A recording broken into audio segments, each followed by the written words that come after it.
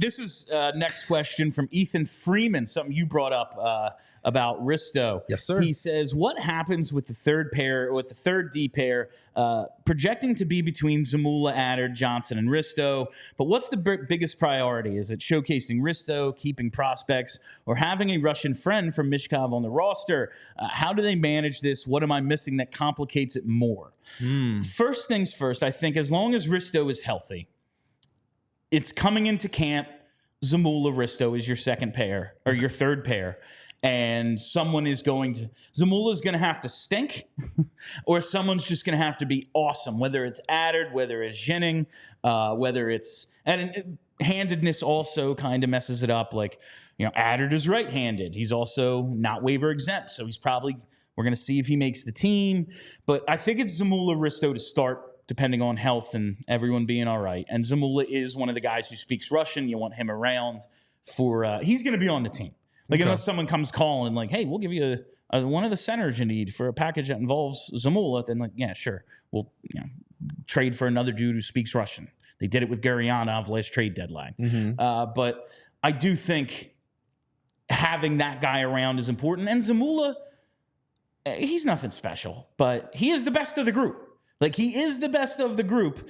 I don't think Erik Johnson weighs in much. He's going to be your 7th or 8th defenseman. If he has to play, he has to play. But I think the line is like 30 games for him, and I'd probably bet the under. Yeah. You know, it's going to be, I think there's some guys who could, like, if Emil Andrae is awesome, he could absolutely supplant Zamula. There are some guys who might be able to take that spot, but going into camp, I think it's Zamula and Risto's spot to lose.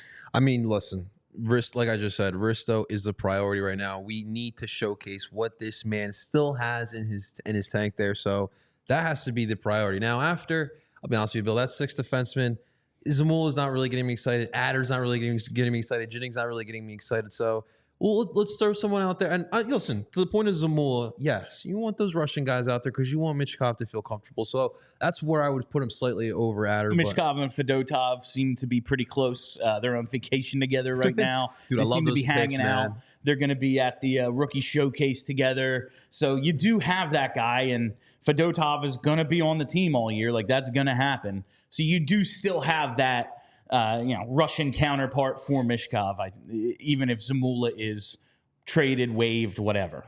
But the D units are very intriguing because, you know, we talked about, you know, you brought up Cam York earlier. I want to see if he can take that next step. You saw him, you know, be more willing to be active, especially on the defensive end. He was blocking shots at a ridiculous rate last season.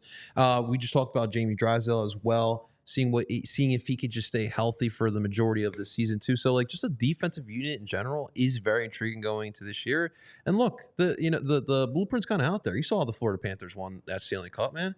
You need to be loaded at that blue line. You need guys who can play on both sides too. So I'm going to be intrigued to see, especially at that 6th defenseman, if any of those guys can actually step up. We all silly like the mayor.